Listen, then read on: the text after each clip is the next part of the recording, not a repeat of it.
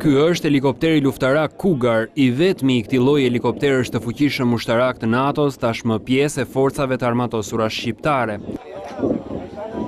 Sot, forcat armatosura kanë magazinuar 20 milion euro, një anije moderne dhe një helikopter nga më modernët, nga më të mirët, prodhim I një bashkëpunimi franco-gjerman dhe besoj që nuk ka dhurat më të mirë për 100 vjetorin e forcave tona të armatosura, se sa modernizimi I tyre edhe I shërbejmë sa më mirë Shqipërisë, të shërbejmë në emergjencat, të shërbejmë në rreziqe, të shërbejmë qytetarit shqiptar.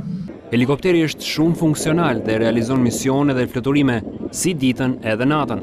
Do të përdoret kryesisht për transport trupash, por I aplikueshëm edhe për veprime luftarake. Helikopteri më I ri I forcave të armatosura shqiptare ka një kapacitet prej 24 vendesh, si dhe manovron në kushte të vështira të motit, siguron drejtësim dhe komandim ditën dhe natën, si dhe zotëron një shpejtësi të lartë.